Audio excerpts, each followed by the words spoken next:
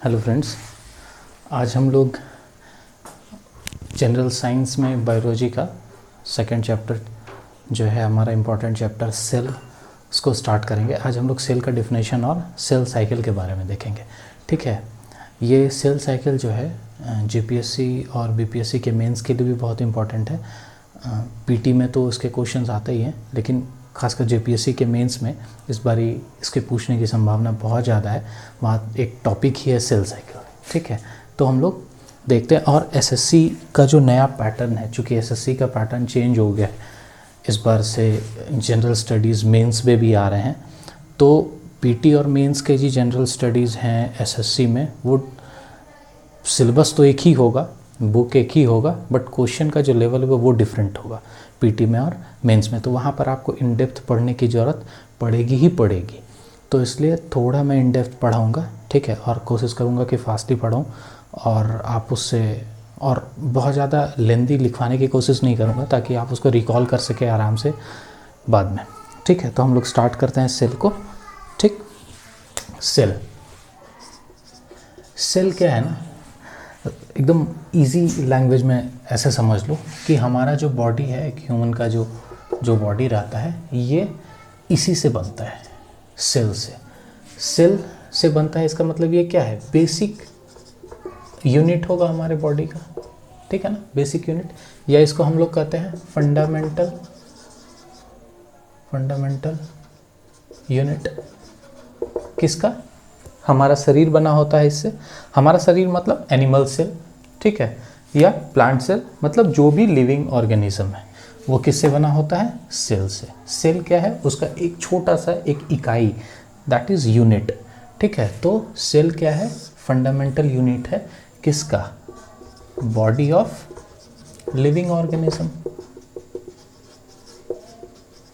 ठीक है, तो ये समझ गए कि सेल क्या चीज़ है। मतलब जैसे आप समझो कि ये बॉडी क्या है, 4 अल्फ़ाबेट से बना है, ABCD, इस टाइप के अल्फ़ाबेट्स। तो कोई भी जो हम लोग वर्ड लिखते हैं उसका बेसिक क्या है? यही अल्फ़ाबेट्स है ना। तो सेल इज़ दैट वन, कि वो बेसिक फंडामेंटल यूनिट है किसका?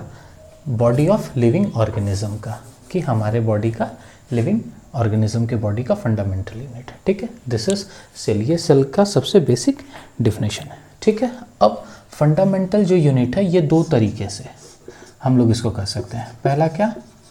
Structural unit. ये हमारे क्या है? बॉडी का स्ट्रक्चरल यूनिट है। और क्या बोल सकते हैं? Functional unit.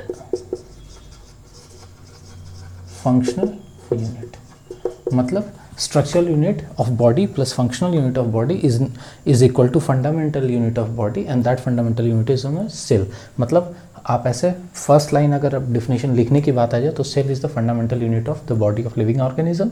In other word we can say that cell is structural unit as well as functional unit of the body of living organism. ठीक है, अब ये कि स्ट्रक्चरल यूनिट कैसे हमारे बॉडी का सेल है। तो स्ट्रक्चरल यूनिट इस तरह से कि हमारा बॉडी जो है, हमारे बॉडी को स्ट्रक्चर, हमारे बॉडी को क्या स्ट्रक्चर प्रोवाइड करता है। कौन? Cell. So cell is known as the structural unit of body. और दूसरा फंक्शनल यूनिट क्या, कि हमारे बॉडी में जो भी फंक्शंस होते हैं वो कहाँ होते हैं? सेल में। जैसे प्रोटीन का बनना, ठीक है, फंक्शंस जो भी हमारे बॉडी का होता है वो इनसाइड सेल होता है। ठीक है, जैसे रेस्पायरेशन कहाँ होता है? माइटोकॉन्ड्रिया। प्रोटीन का सिंथेसिस, प्रोटीन बनता है हमारे बॉडी में किस सेल में? सेल में कहाँ पे? राइबोसोम में। ठीक है, डाइजेशन होता है। ठीक है, तो ऐसे ऐसे बहुत सारा चीज़, जो भी फंक्शंस है हमारे बॉडी का, वो कहाँ पर होता है? Inside cell. सो दैट ये कैसे फंक्शंस है हमारे, ये हमारे बॉडी का क्या है? फंक्शंस है। तो वो कहाँ हो रहा है? सेल में। और सेल क्या कर रहा है? स्ट्रक्चर प्रोवाइड कर रहा है किसको? हमारे बॉडी को। So we can say that cell is the structural as well as functional unit of body. ठीक है, कोई दिक्कत? स्ट्रक्चरल अगर आप ऐसे भी बोल सकते हो कि स्ट्रक्चरल यूनिट को और हम लोग एलाबोरेट करें तो हम लोग ये बोल सकते हैं, बहुत सारे सेल जब मतलब multiple cell combined together to form tissue. बहुत सारे जब सेल मिलते हैं तो वो क्या बनाते हैं? टिश्यू। बहुत सारे जब टिश्यू मिलते हैं तो वो बनाते हैं हमारे बॉडी का ऑर्गन, और जब बहुत सारे ऑर्गन मिलते हैं तो वो बनता है ऑर्गन सिस्टम। और जब सारे या बहुत सारे ऑर्गन सिस्टम मिलते हैं तो हमारे बॉडी का हमारा क्या बनता है? Body of living organism.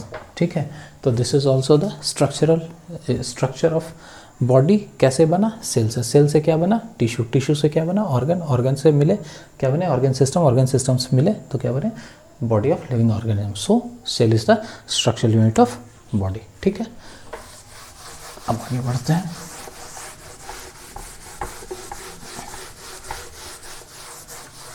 Sales के डिफरेंट जो पार्ट हैं, जो हमारे सेल ऑर्गेनेल्स हैं, जैसे माइटोकॉन्ड्रिया हो गया, सेल मेम्ब्रेन हो गया, लाइसोसोम हो गया, गोल्जी बॉडी हो गया, ये सब हम लोग नेक्स्ट लेक्चर में देखेंगे। आज हम लोग बेसिकली देखने वाले हैं सेल साइकिल।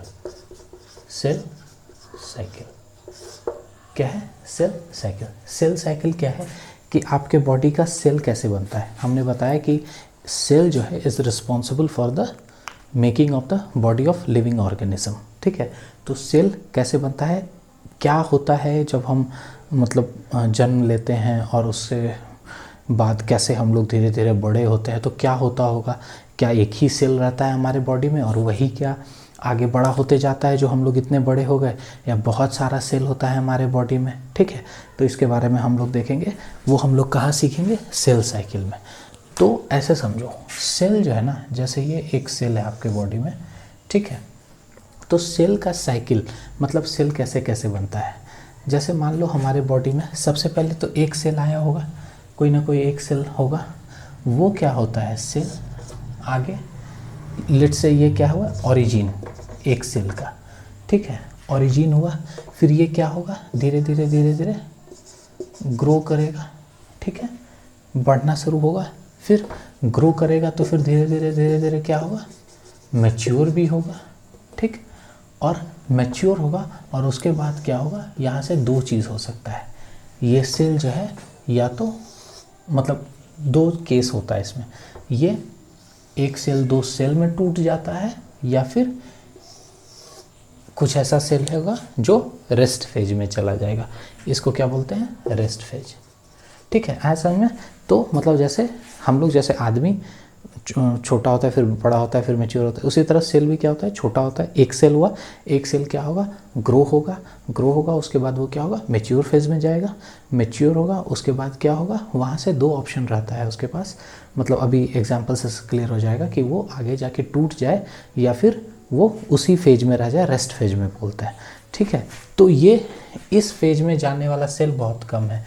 जैसे आप लोग गाना सुने हो ना, दिल तो बच्चा है जी, दिल तो बच्चा है जी, जो गाना है उसके पीछे कंसेप्ट है, ये कंसेप्ट है कि दिल जो है ना हमेशा बच्चा ही रहता है।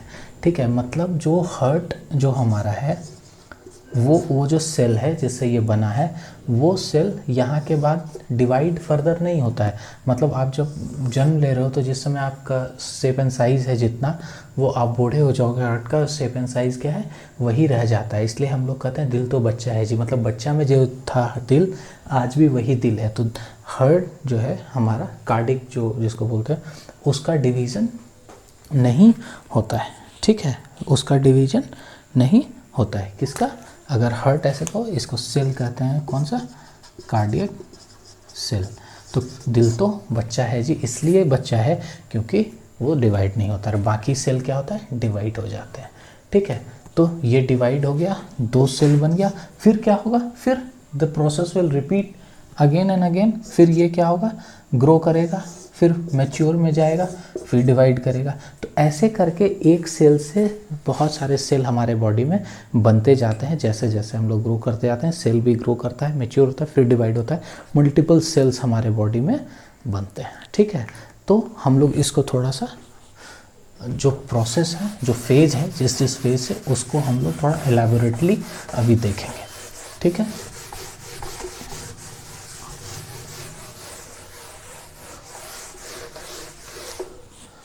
सेल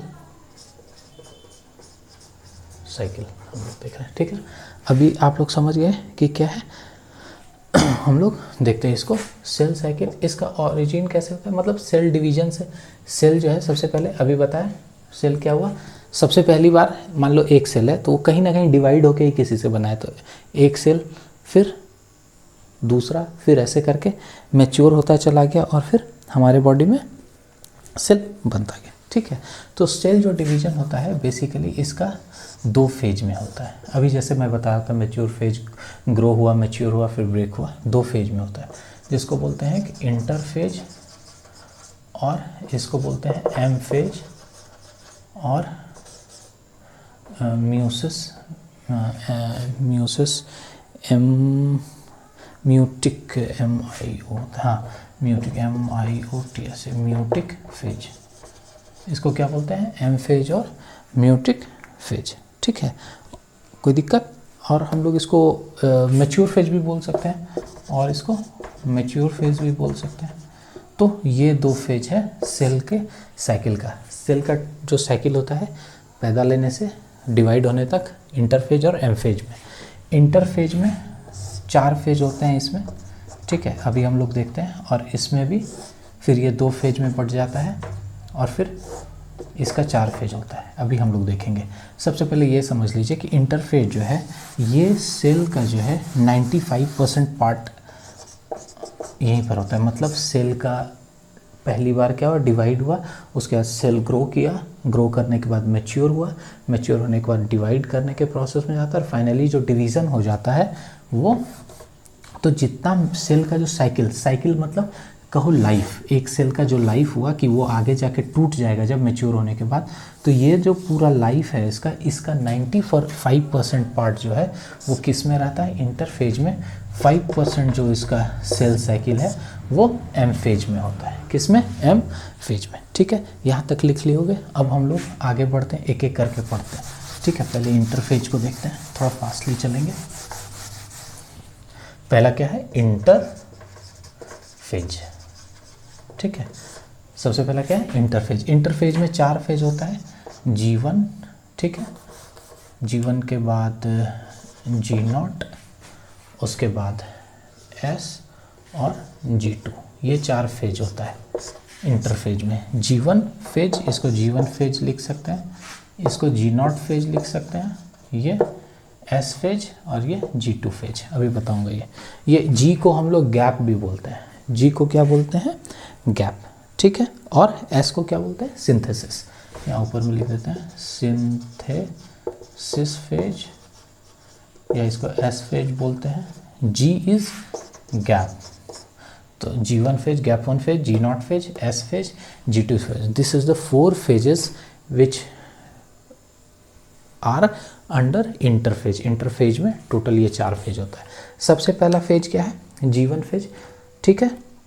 हम बताए थे सबसे पहला फेज क्या होगा, G1। सबसे पहले क्या होगा, सिंथेसिस होगा, किसका, सेल का, सिंथेसिस ऑफ सेल। मतलब सेल का क्या हुआ, आया, सॉरी सेल नहीं, RNA, सिंथेसिस ऑफ RNA, ठीक है। सबसे पहले की चीज़ क्या हुआ, RNA का सिंथेसिस हुआ हमारे बॉडी में, ठीक है।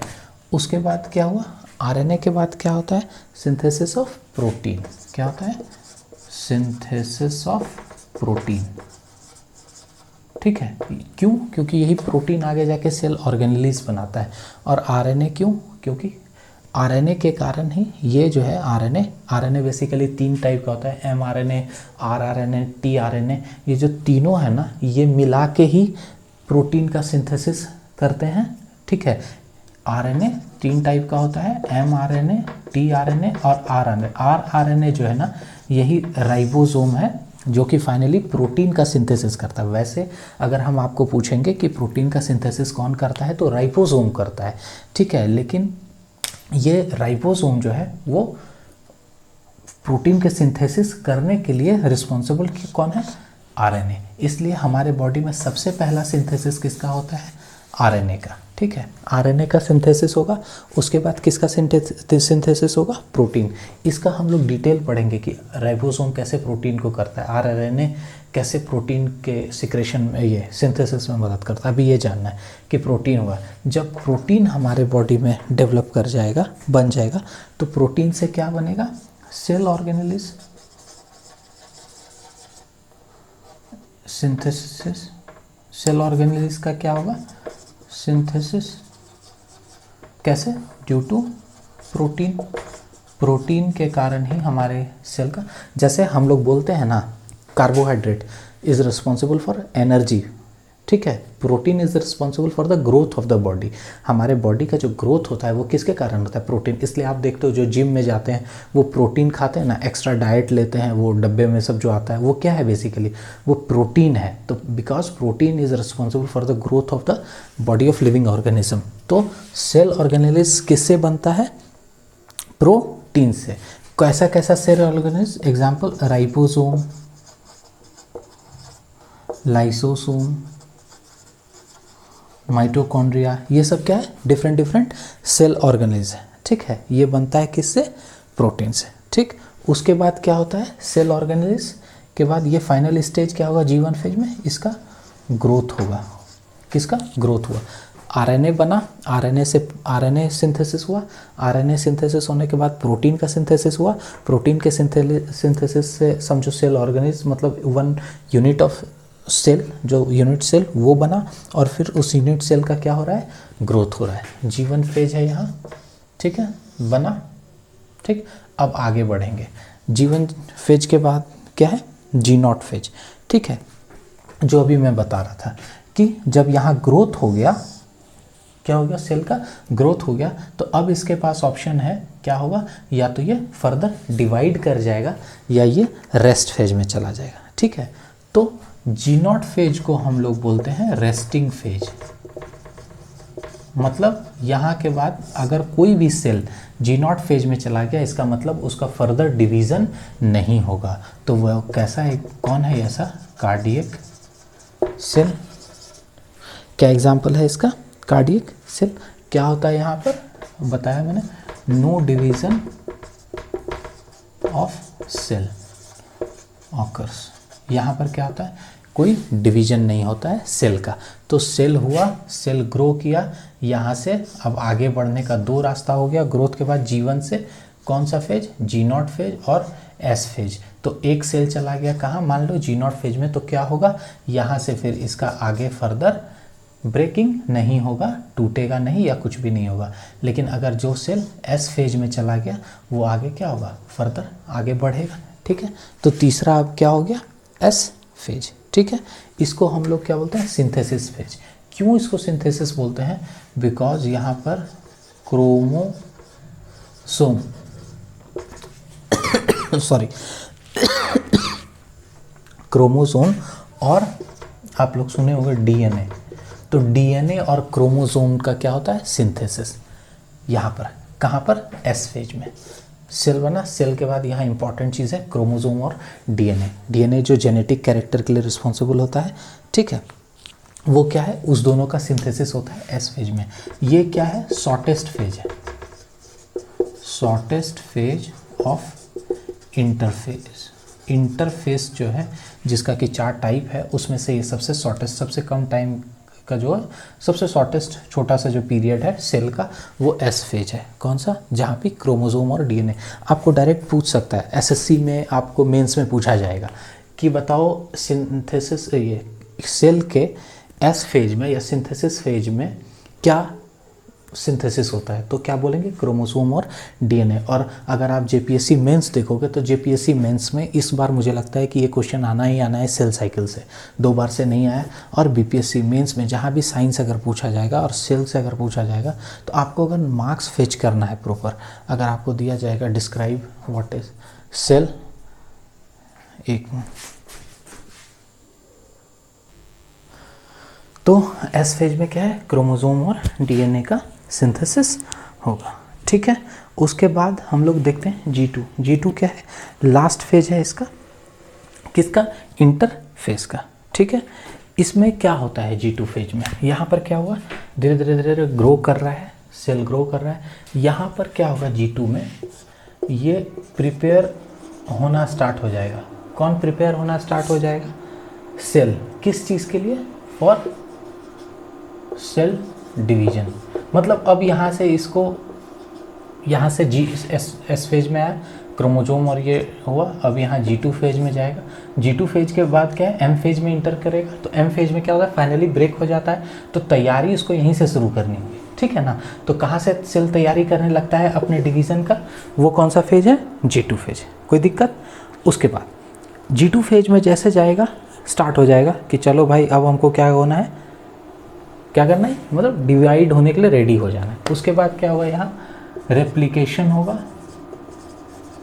किसका? Chromosome and DNA.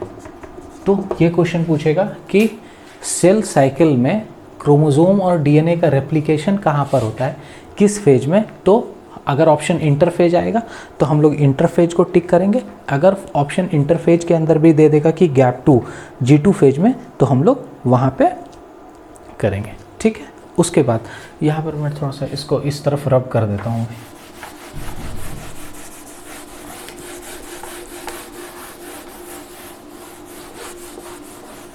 ठीक है, तो G2 फेज में क्या है, रिप्लिकेशन हुआ, किसका? क्रोमोसोम और डीएनए का। उसके बाद क्या होगा, यहाँ पर क्रोमोसोम किस तरह का होता है, इस तरह का ऐसे करके दिखता है, ठीक है। या इसको इस तरह से कर लो, इस तरह से क्रोमोसोम दिखता है। तो अब यहाँ पर क्या होगा, क्रोमोसोम जो है विल डिवाइड इनटू सेंट्रियोल्स। ये क्या होने लगेंगे, सेंट्रियोल्स के जैसे डिवाइड होने लगेंगे, ठीक है। सेंट्रियोल्स मतलब सेंटर से बना सेंट्रियोल, ये न्यूक्लियस है, ठीक है, न्यूक्लियस है। ये क्या होगा, क्रोमोसोम मतलब कुछ इधर इस तरह से, कुछ इस तरह से, मतलब दो इस तरह से सेंट्रियोल्स के जैसे क्या होने लगेंगे, दो ऐसे सेंटर बनने लगेगा, क्योंकि डिवीज़न के लिए स्टार्ट हो जाएगा।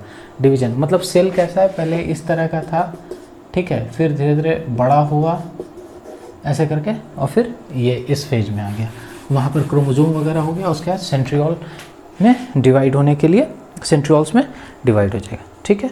उसके बाद एक और इम्पॉर्टेंट चीज़ है कि इसी फेज में G2 फेज में कुछ एंजाइम्स है जिसका कि सिक्रेशन होगा।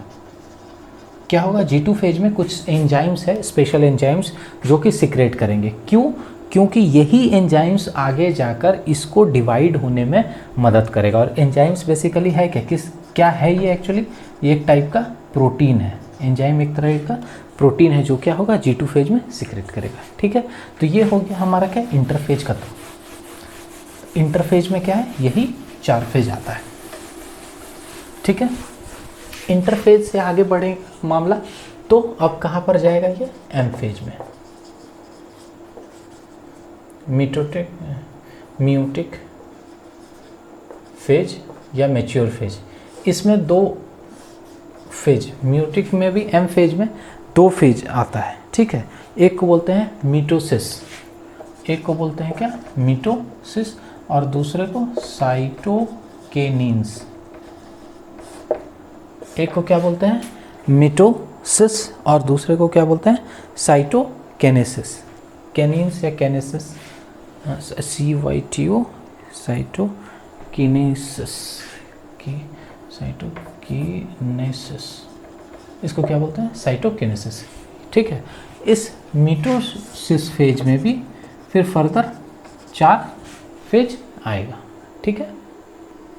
तो 4 फेज हो जाएगा किसमें, मीटोसिस में। इसका जो 4 फेज है उसका सबसे पहला फेज जो है उसको कहते हैं प्रोफेज। क्या बोलते हैं उसको, उसका अलग अलग फेज है, प्रोफेज है, फिर आप क्या है ये मेटाफेज, फिर और एनाफेज, फिर टेलोफेज, ऐसे करके मतलब 4 फेज है, प्रोफेज, मेटाफेज, एनोफेज, टेलोफेज। तो टेलोफेज ये हम लोग अभी देख रहे हैं एक एक करके। तो सबसे पहला क्या है, प्रोफेज। प्रोफेज क्या होगा, अभी मैंने बताया G2 के लास्ट फेज में क्या होता है, क्रोमोसोम वो सेंट्रियोल्स बन गया।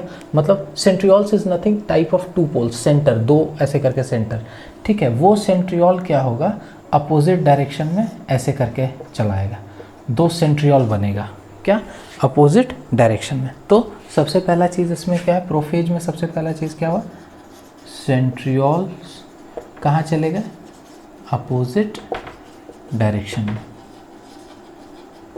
सेंट्रियोल्स क्या होगा, अपोजिट डायरेक्शन में चलेगा। ठीक है, ये ऐसे करके, ये न्यूक्लियस के अंदर ही, ये ऊपर से मेम्ब्रेन है न्यूक्लियस के अंदर। उसके बाद दूसरा चीज़ क्या होगा, जब सेंट्रियोल अपोजिट डायरेक्शन में चलेगा फिर क्रोमोसोम्स दिखना शुरू हो जाएंगे, मतलब थिक होने लगेंगे। अभी तक क्रोमोसोम्स हम लोग को दिख नहीं रहा था, अब क्या होगा, धीरे धीरे यहाँ पर हम लोग को क्रोमोसोम्स ऐसे करके दिखने लगेगा। क्रोमोसोम्स क्या होगा, दिखने लगेगा, थिक होगा और कंडेंस करने लगेगा, मतलब थिक होगा, मोटा होगा, और कंडेंस कहो कि कंडेंस होने लगेगा सेल में, और हम लोग को अपीयर होने लगेगा। पहले अपीयर नहीं हो रहा था, हम लोग को दिख नहीं रहा था कि क्रोमोसोम्स भी है, तो क्या होगा, क्रोमोसोम्स यहाँ पर क्या होने लगेंगे, अपीयर होने लगेंगे, डेंस होगा, और डेंस होने के बाद क्या होगा, हम लोग को अपीयर होने लगेगा किसमें, इस सेल के न्यूक्लियस के अंदर जहाँ दो सेंट्रियोल बना हुआ है।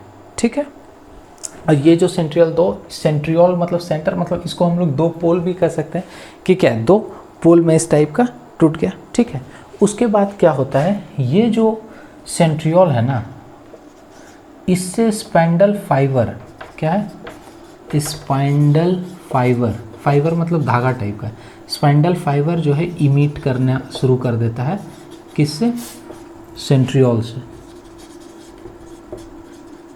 सेंट्रियोल, ये जो सेंट्रियोल है इससे क्या हो जाता है, स्पाइंडल फाइबर इमिट करना शुरू होता है। स्पाइंडल फाइबर क्या करता है ना, वो जोड़ के रखता है, इस टाइप का समझो, धागा टाइप का है। ठीक है, इधर उधर नहीं हो जाए, वो उसका काम क्या है, ऐसे करके जोड़ के, और लास्ट में क्या होता है, इसमें स्पाइंडल फाइबर ऐसे आए, और लास्ट में क्या होता है, लास्ट इसका क्या है, न्यूक्लियोप्लाज्म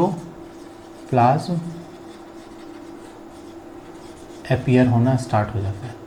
न्यूक्लियोप्लाज्म का अपीयर होना स्टार्ट हो जाता है। इसमें क्या है, न्यूक्लियोप्लाज्म दिखने लगेगा, मतलब इस टाइप का हो जाएगा। क्या हुआ, सेंट्रियोल अपोजिट डायरेक्शन में चला गया, उसके बाद क्या, क्रोमोसोम्स अपीयर, मतलब आपको दिखने लगेगा यहाँ पर।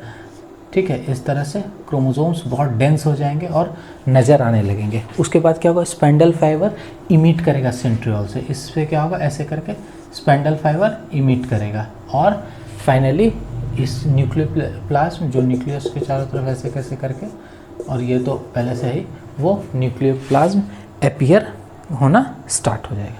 ठीक है, इस तरह से, मतलब यहाँ पर देखिए, ये इस तरह से इसके चारों तरफ न्यूक्लियोप्लाज्म स्टार्ट हो जाएगा दिखना। ठीक है, तो ये किस में होगा, थोड़ा फास्टली हम लोग चलते हैं, किस में होगा, प्रोफेज में सबसे पहला था। ठीक है, अब क्या है, मेटाफेज।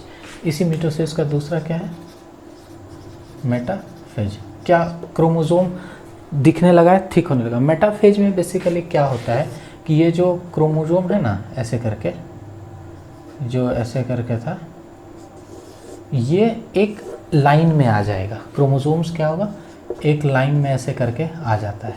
मतलब क्या होता है, ये इक्वेटर बनाया, एक इक्वेटर का फॉर्मेशन करता है, इक्वेटर का, जहाँ से कि वो क्या होगा, डिवाइड करेगा। ठीक है, ये क्रोमोसोम डिवाइड जहाँ से करेगा वो इक्वेटर का फॉर्मेशन करेगा। ठीक है, बीच मोटा मोटी रहता है, ये लीनियर अरेंजमेंट। ये क्या होगा, लीनियर अरेंजमेंट हो गया, ये लीनियर अरेंजमेंट ऑफ क्रोमोसोम का क्या है, ये एक लीनियर अरेंजमेंट हो जाता है यहाँ। ठीक है, कोई दिक्कत। उसके बाद ये मेटाफेज यही है। थर्ड फेज क्या है, एनाफेज। तीसरा एनाफेज। थर्ड फेज क्या होगा, जब वो इक्वेटर में, मतलब एक लीनियर डायरेक्शन में आ गया। उसके बाद क्या होता है, थर्ड फेज में इस तरह से, ये सेंट्रियोल था, ये फाइबर ऐसे था। ठीक है, यहाँ पर अब थर्ड फेज में क्या होता है, क्रोमोसोम जो है इस तरह से, ये मतलब ऐसे ऐसे करके, ये थ्रेड्स है ना, स्पाइंडल फाइबर, यहाँ पर क्रोमोसोम अलग हो जाते हैं, ऐसे करके क्रोमैटिड्स में टूट जाते हैं। ठीक है, क्रोमोसोम्स क्या होता है, एनाफेज में क्रोमैटिड्स में टूट जाता है। ठीक है, क्रोमोसोम्स ब्रेक्स इनटू क्रोमैटिड्स। ये आ जाएगा आपको एग्जाम में कि क्रोमैटिड्स जो का फॉर्मेशन कहाँ पर होता है, क्रोमोजोम्स कब क्रोमैटिड्स में, तो एम फेज में, एम फेज में भी कहाँ, मिटोसिस में, मिटोसिस में भी कहाँ, जब एनाफ फेज होता है तो क्या होता है, ये क्रोमैटिड्स में टूट जाते हैं इस तरह से करके। और लास्ट फेज इसका क्या है, टेलोफेज। अब क्या होगा, टेलोफेज, जब ये टूट गया, अब देखो क्रोमोसोम्स क्या है, टूट गया है और दो साइड में डिस्ट्रीब्यूट हो गया, और क्या हो गया, डिस्ट्रीब्यूट हो गया है नियर टू पोल्स। ये जो दो पोल्स है उसमें क्या हो गया, आधा इधर चला गया, आधा ऐसे डिस्ट्रीब्यूट हो गया। टेलोफेज में लास्ट में क्या होता है, जब ये दोनों आधा आधा इधर आ जाता है, फाइनली फिर क्या होता है, क्रोमोसोम्स, इस तरफ का क्रोमोसोम आपस में मिल जाएगा और इधर वाला आपस में मिल जाएगा। फिर ये इस तरह से करके